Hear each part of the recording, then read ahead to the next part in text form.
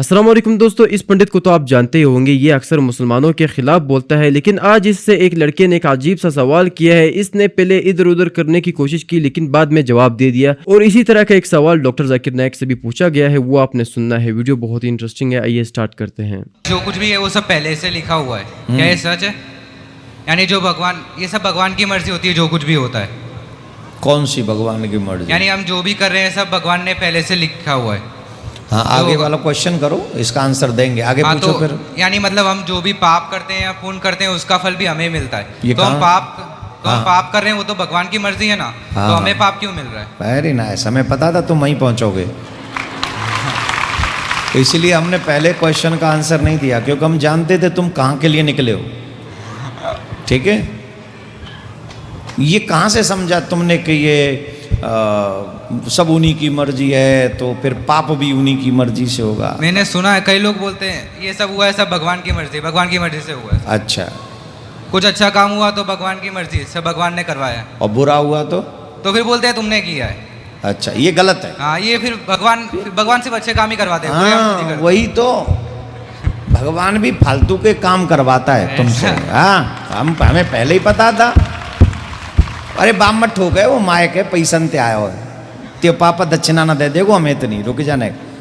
बाग मायक खराब है तो खामा का खर्चा बढ़ जाएगा, हम पे तो ही चुकवा है वो, और तू दक्षिणा दे के जाएगा। तो पाप तुमने किया और पुण्य भगवान ने। कितना अन्याय कर रहे हैं भगवान। अच्छा ज्यादा किया कि बुरा ज्यादा किया? बताओ, फिर मैं बताऊंगा तुम्हें। अच्छा किया है, अच्छा किया। फिर काय को टेंशन ले रहा है? जब अच्छा ही ज्यादा किया है तो बुरा तो तेरा डिपार्टमेंट है नहीं, तू टेंशन क्यों ले रहा है? क्वेश्चन तो मन में आता है ना कि हम भगवान को श्रेय क्यों मिल रहा है? नहीं, ऐसा ये क्वेश्चन नहीं है मेन। तो मेन क्वेश्चन ये है कि जो हो रहा है वो सब पहले से लिखा हुआ है। आ जा, अब सुन ले, रुक जा, पक्की बात समझ ले। अगर मैं समझाऊंगा और तू समझ गया तो जीवन भर दोबारा ये क्वेश्चन नहीं लाएगा। बोलो हाँ। हाँ, पक्का? पक्का। अब सुनो, आपका जन्म किस घर में होगा? आपकी दो आंख होंगी कि एक आंख होगी? तुम्हारा एक हाथ होगा कि दो हाथ होंगे? एक पैर होगा या दोनों ही पैर नहीं होंगे? तुम कितने बुद्धिमान होगे? तुम स्वस्थ होगे कि अस्वस्थ होगे? तुम हैंडसम होगे कि थोड़े से डार्क भी होगे? ये सब तुम्हारे पूर्व जन्म के कर्मों पर निर्धारित होकर परमात्मा पहले ही लिख देता है, जिसे हम प्रारब्ध कहते हैं। क्या कहते हैं? प्रारब्ध। ध्यान से सुनना भी नहीं, ताली नहीं बजाइए। परमात्मा ने तुम्हारा प्रारब्ध लिख दिया। किस पे लिखा? पिछले कर्मों के हिसाब से लिख दिया। पिछले जन्मों में जो कर्म हुआ है हमारा, उसके हिसाब से परमात्मा ने प्रारब्ध लिखा कि इसको ऐसे ऐसे ऐसे ऐसे ऐसे ऐसे ऐसे ऐसे इस जगह पे भेज दो। किंतु एक बात मेरी समझ में अभी तक नहीं आई है। ये हिंदूवादी वो कहते हैं कि जन्म होता है, और कुरान में एक बात आती है कि मुर्दे जंदे किए जाएंगे। ये दो बात मेरी समझ में अभी तक नहीं आई है। हिंदू तकवा कहता है, उन्हें देखा कि जन्मवाद, कि जन्म होता है। मैंने डिस्कवरी चैनल में भी ये चीज़ें देखी हैं। और दूसरा कि आखिर में कुरान में कि मुर्दे जिंदे किए जाएंगे। मैंने इस बात को बहुत से पूछा है, किंतु मेरे का इस बात का क्लियरिफिकेशन कोई भी मज़हब, एक तो जन्मवादी, दूसरा जो जन्म नहीं मानता यानी मुर्दों को जिंदा करता है, समझा नहीं पाया। मैं आपसे प्रार्थना करता हूं कि इस बात को कुरान के माध्यम से और आपके माध्यम से मैं समझने के लिए आपसे गुजारिश कर रहा हूं। धन्यवाद। डॉक्टर साहब ने अच्छा सवाल पूछा है कि उसने कुरान मजीद पढ़ी और सब बात को तस्लीम करते, सिर्फ एक या दो बात कि कुरान शरीफ के अंदर मौत आती है, मुर्दे को वापस से ज़िंदगी दी जाएंगी आखिरत में, उनका जिक्र है। और हिंदू लोग ये मानते हैं कि पुनर्जन्म में, और वो डिस्कवरी चैनल पे देखे कि पुनर्जन्म होता है। अगर आप देखेंगे सबसे ऊंची किताब हिंदू मज़हब में वेद, अगर आप पढ़ेंगे पुनर की मानी क्या?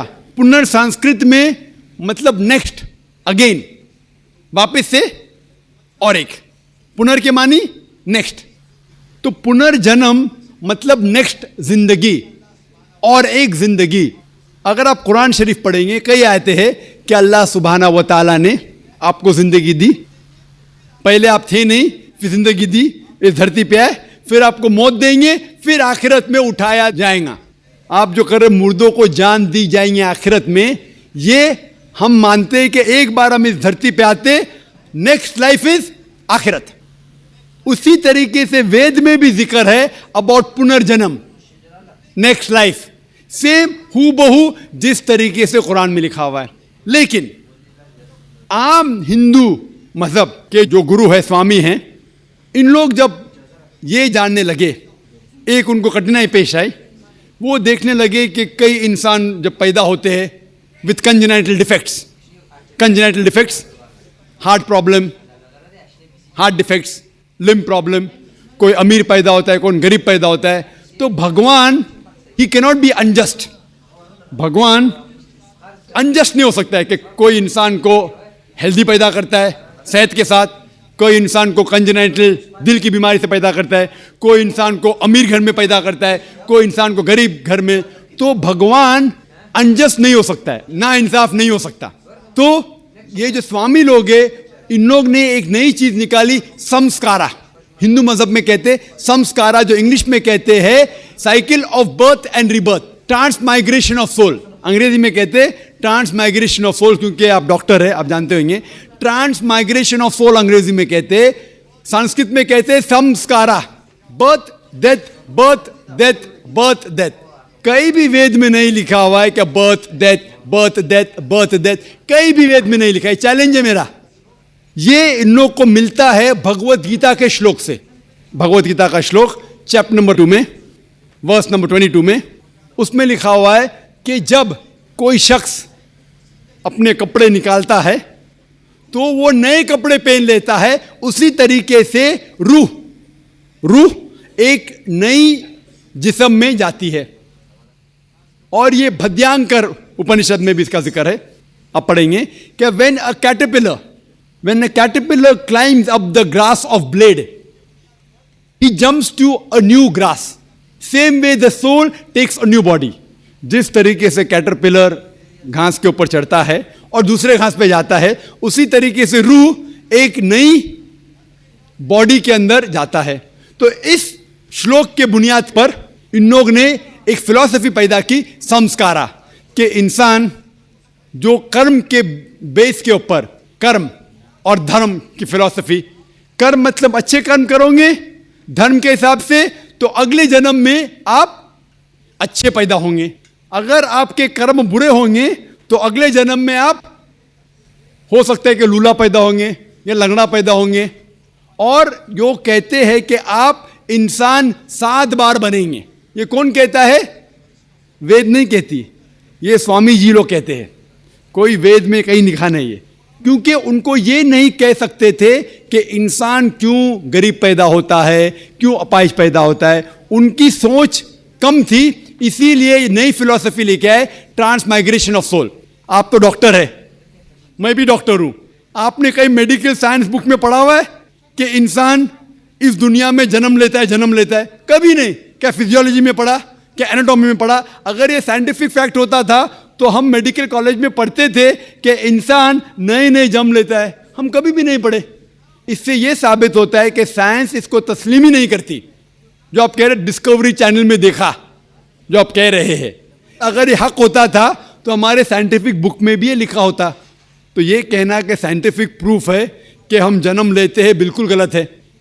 इस्लाम जो इसका जवाब देता है वो है कि इस्लाम तस्लीम करता है कि अल्लाह सुब्हाना व तआला कुछ लोग को अपाहिज पैदा करता है, कुछ लोग को अच्छी सेहत देता है, कुछ को गरीब, कुछ को अमीर।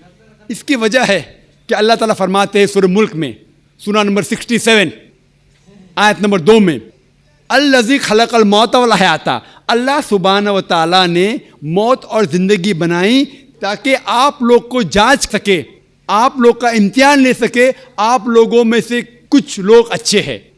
ये जांच पड़ताल करने के लिए ये ज़िंदगी हमारे लिए इम्तिहान है। और अल्लाह ताला फरमाते हैं सूरह अनफाल में, सूरा नंबर 8 आयत नंबर 28 में, कि आपके बच्चे और आपकी जायदाद आपके लिए फितना है।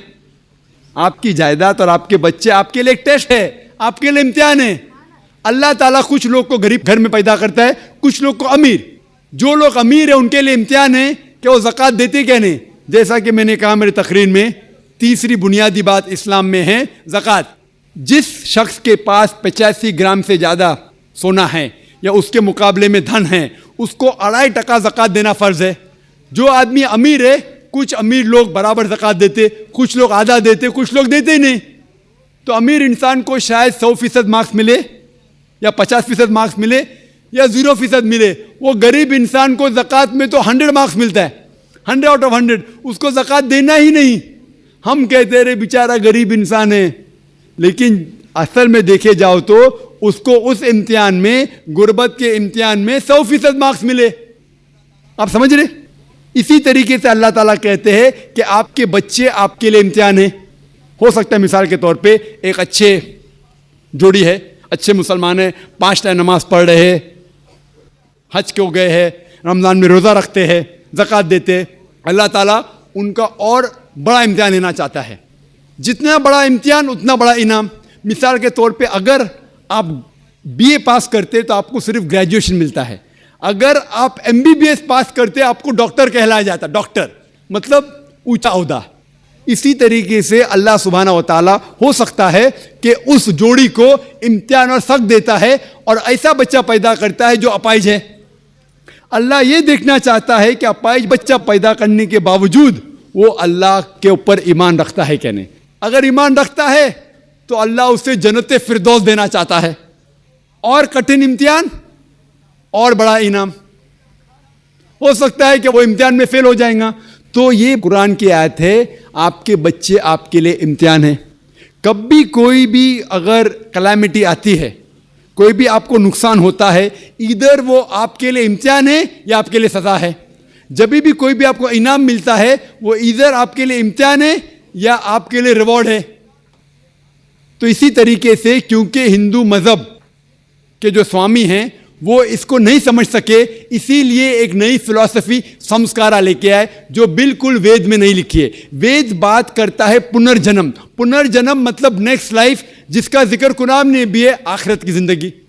तो वेद और कुरान सेम जिंदगी क्या बात कर रहा है कि इस दुनिया में आप आते हैं, एक बार आते हैं, सही तरीके से जिएंगे तो एक बार काफ़ी है, और ये दुनिया आखिरत के लिए इम्तिहान है। एक हिंदू दोस्त ने मुझसे कहा कि हम हिंदू नहीं मानते कि भगवान रजनीश खुदा है। तो मैंने उससे कहा, मैंने कभी भी नहीं कहा कि हिंदू मानते हैं कि भगवान रजनीश खुदा है। मैंने ये कहा कुछ इंसान मानते हैं भगवान रजनीश खुदा है। मैं हिंदू मज़हब की किताब पढ़ चुका हूँ, उसमें कहीं भी नहीं लिखा हुआ है कि भगवान रजनीश खुदा है, लेकिन कई इंसान ये मानते हैं कि भगवान रजनीश खुदा है। आओ हम ये परखें कि भगवान रजनीश सूरे इखलास के 4 लाइन की तारीफ पे उतरता है कि नहीं। सबसे पहला, कुल हो अल्लाह अहद, कहो कि अल्लाह एक है। क्या भगवान रजनीश एक ही है? क्या वो एक ही इंसान है जिसने खुदा बनने का दावा किया? सैकड़ों इंसान है, खुसूसन हमारे इस देश में, हिंदुस्तान में हजारों इंसान कहते हैं कि मैं खुदा हूं। वो सिर्फ एक ही नहीं है। लेकिन अगर कोई रजनीश भक्त कहेगा नहीं वो यूनिक है, वो अलहदा है, ठीक है, हम दूसरे लाइन पे जाते हैं, दूसरे पॉइंट पे जाते हैं। अल्लाह समद, अल्लाह जो बेनियाज है। क्या रजनीश बेनियाज है? हम जब उसकी आत्मकथा या ऑटोबायोग्राफी पढ़ते हैं, उसमें लिखा हुआ है कि रजनीश को डायबिटीज बीमारी थी, मलाइटिस, डायबिटीज की बीमारी थी। उसे अस्थमा था, उसे रीढ़ की हड्डी में दर्द होता था, बैकिक। आप सोचिए, भगवान को डायबिटीज है, खुदा को अस्थमा है, खुदा को रीढ़ की हड्डी की दर्द है। तीसरा लाइन, लम यलिद वलम यूलद, ना वो किसी को जनता है ना किसी से जना हुआ है। हम जानते हैं कि भगवान रजनीश मध्य प्रदेश में पैदा हुए, उसके वालिद वालदा भी थे, दोनों वालिदैन थे, जो कुछ साल बाद उसके शागिर्द बन गए। ये भगवान रजनीश 1981 में अमेरिका जाते हैं, USA, और वहाँ स्टेट ऑफ ऑरेगॉन, एक ऑरेगॉन जो शहर है, वहाँ अपना एक रजनीशपुरम शुरू करते हैं और अमेरिका में हजारों अमेरिकन लोग को बेवकूफ़ बनाते हैं। कुछ चंद साल बाद अमेरिकन गवर्नमेंट उसको गिरफ्तार करती है और जेल में डालती है। भगवान रजनीश कहते हैं कि अमेरिकन गवर्नमेंट ने मुझे आस्ते आस्ते से जहर दिया। सोचिए, कोई खुदा को जहर दे सकता है? और 1985 में 1985 में अमेरिकन गवर्नमेंट उसको अमेरिका के बाहर निकाल देती है, लात मार के निकाल देती है। फिर से वो हिंदुस्तान में आता है और पूना शहर में अपना जो सेंटर था वहाँ जाता है, जिसे आज की तारीख में कहते हैं ओशो कम्यून। और अगर आप जाएंगे ओशो कम्यून में पूना में, जो रजनीश का एक आश्रम है, वहाँ उसके कब्र पे, उसके समाधि पे एक तख्ती है जिसमें लिखा हुआ है भगवान Rajneesh Osho never born never died but visit the earth from the 11th of December 1931 to the 19th of January 1990। उसके तख्ती पे लिखा हुआ है कि ओशो ना कभी पैदा हुए ना कभी मरे, लेकिन धरती पे सैर करने के लिए आए, धरती पे घूमने के लिए आए। 11 दिसंबर 1931 से लेके 19 जनवरी 1990 तक के। Never born never died but visit the earth from the 11th of December 1931 to the 19th of January 1990। उस तख्ती पे ये नहीं लिखा था कि भगवान रजनीश को 21 मुमालिक की वीजा नहीं मिली थी। भगवान आ रहा है धरती की सैर करने के लिए और उसे वीजा की जरूरत होती है, उसे 21 मुमालिक की वीजा नहीं दी गई थी। He was not given visas to 21 different countries of the world. Imagine Almighty God coming and he requires visa to visit different parts of the world. और आर्कबिशप ऑफ ग्रीस के पादरी ने कहा कि अगर आप रजनीश को इस देश से निकाल नहीं देंगे तो हम उसके घर और उसके चेलों के घर को जला देंगे। और जो आखिरी लाइन है वलम यकुल लहु कुफुवन अहद, उसके जैसा कोई भी नहीं है, उसका हमसर कोई भी नहीं है, ये तो सिर्फ सही खुदा के अलावा कोई भी नहीं पास कर सकता। आप अगर उस खुदा के मुकाबले में कुछ भी चीज इस दुनिया में मुकाबला कर सकते हैं तो वो खुदा ही नहीं है। हम जानते हैं कि रजनीश आम इंसान जैसे एक नाक थे, एक मुंह था, 2 आंख थे, 2 हाथ थे, सफेद दाढ़ी थी। अगर आप किसी के साथ खुदा का मुकाबला कर सके तो वो खुदा ही नहीं है। मिसाल के तौर पे अगर कोई शख्स कहता है कि खुदा 1000 गुना आर्नल्ड श्वार्ज़नेगर से ताकतवर है। आर्नल्ड श्वार्ज़नेगर का नाम सुने होंगे आपने। आर्नल्ड श्वार्ज़नेगर जिसको लक़ब मिला है मिस्टर यूनिवर्स, सारे जहां में सबसे ताकतवर इंसान, उसको टाइटल मिला था सबसे ताकतवर इंसान आर्नल्ड श्वार्ज़नेगर।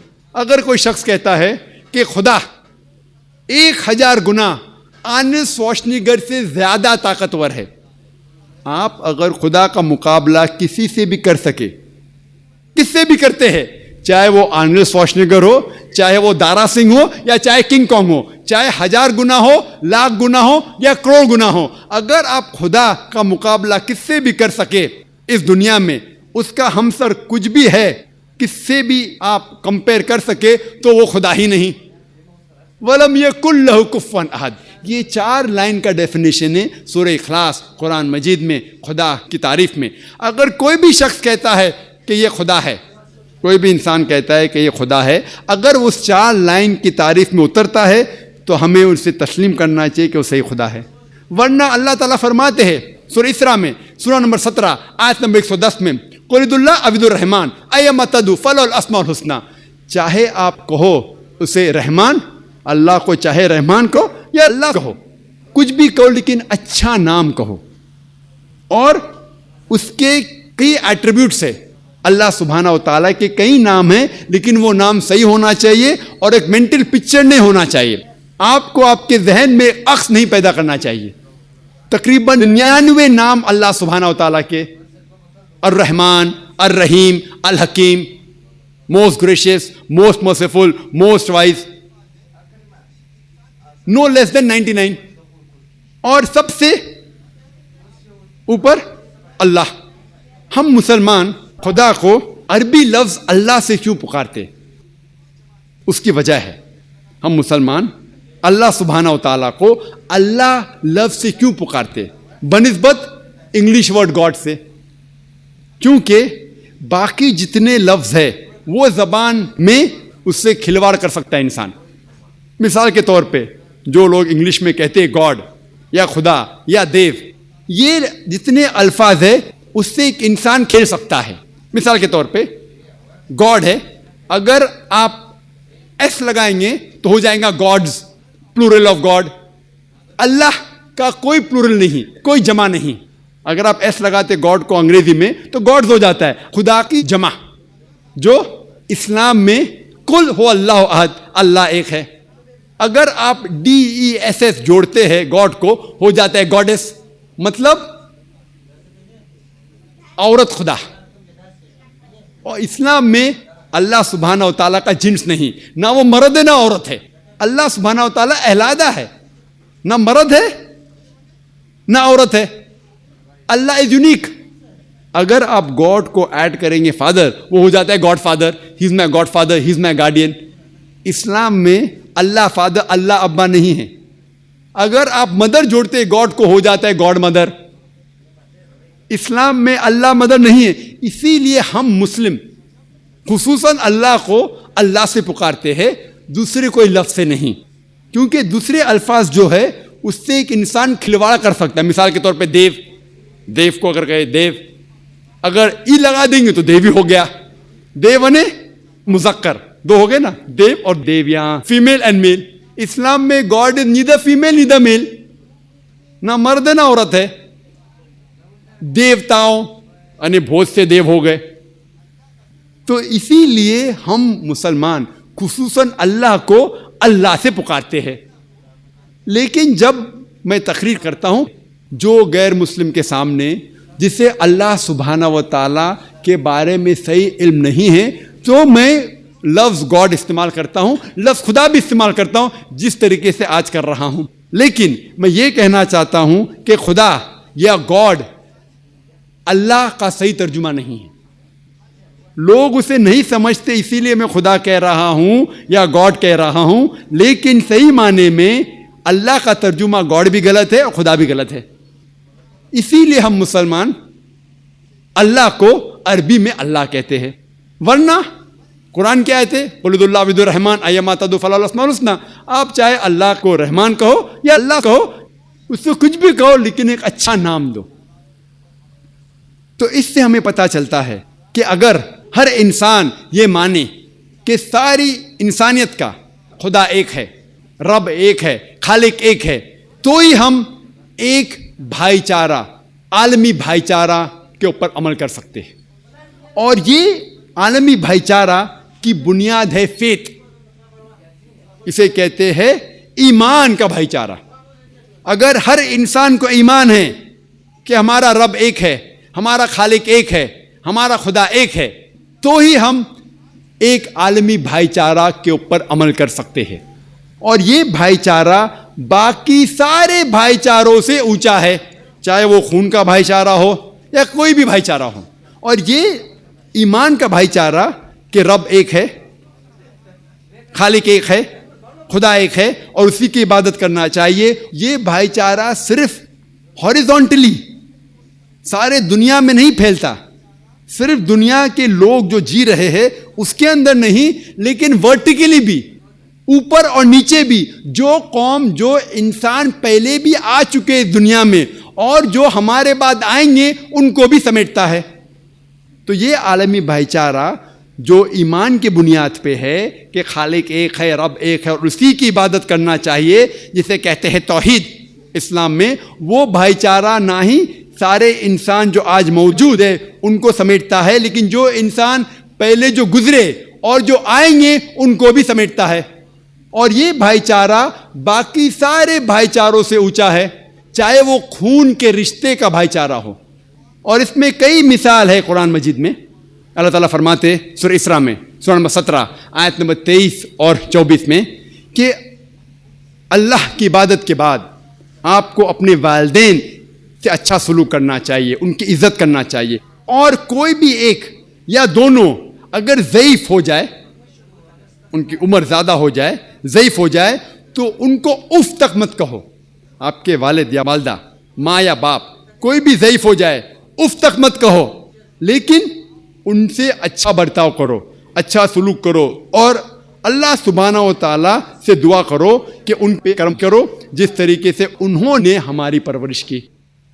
वालिदैन की बहुत इज्जत है कुरान में, लेकिन उसके बावजूद ये लिखा हुआ है कि अगर वालिदैन अल्लाह के खिलाफ है तो उस वक्त लिखा है सूरह लुक़मान में सूरह नंबर 31 आयत नंबर 15 में कि आप वालिदैन की इज्जत करो, लेकिन अगर वालिदैन जिद्दोजहद करे, ज़बरदस्ती करे आपको उसकी इबादत करने से जो अल्लाह के अलावा कोई और है जिसका इल्म आपको नहीं है, तो आप उनकी बात मत मानो, लेकिन फिर भी उनसे अच्छा सलूक करो।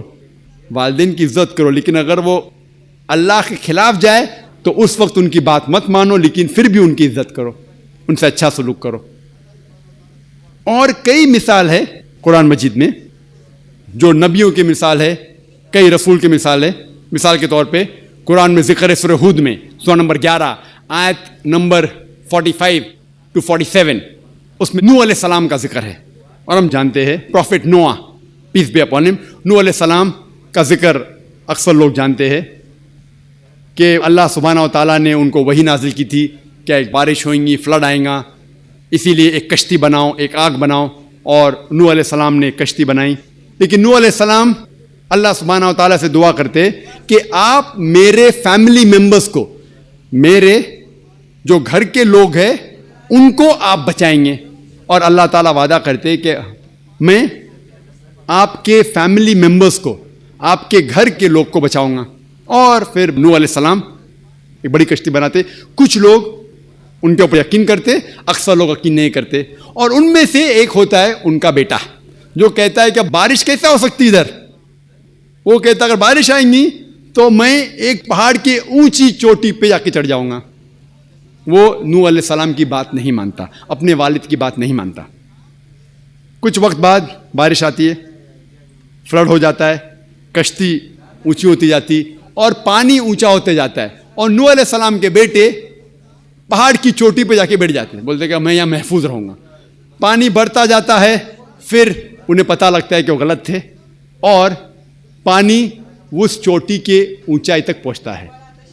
वहाँ जब नूह अलैहिस्सलाम के बेटे पुकारते मदद के लिए अपने वालिद से कि मुझे बचाओ, तो नूह अलैहिस्सलाम अल्लाह से फरमाइश करते कि आपने तो वादा किया था मुझे कि आप मेरे फैमिली के लोग को बचाएंगे, आप मेरे फैमिली मेंबर्स को बचाएंगे। तो अल्लाह ताला आयत नाजिल करते हैं कि आपका बेटा आपके फैमिली में से नहीं है, आपका बेटा आपका फैमिली मेंबर नहीं है। मतलब ये ईमान का भाईचारा खून के भाईचारे से कहीं ऊंचा है। तो दोस्तों ये थी हमारी आज की वीडियो। उम्मीद है कि आपको पसंद आई होगी। इस तरह की दिलचस्प और लेटेस्ट वीडियोस देखने के लिए हमारे चैनल को सब्सक्राइब ज़रूर करें, ताकि आपसे इस तरह के दिलचस्प कंटेंट मिस ना हो। और आपके जहन में कोई भी सवाल हो हमारे चैनल के हवाले से या डॉक्टर जाकिर नायक के हवाले से, आप पूछ सकते हैं, हम आपको जवाब देंगे। आपको किस तरह की वीडियोस पसंद है आप कमेंट करें, हम उसी तरह की वीडियोस बनाएंगे। सिर्फ डॉक्टर जाकिर नायक हो या इस तरह के पंडित भी हम ऐड करें, ये आपको पसंद है, या सिर्फ जाकिर नायक पसंद है, वो आप कमेंट करें, हम आपको बताएंगे। आज के लिए इतना ही। दुआओं में ज़रूर याद रखना। अल्लाह हाफिज़।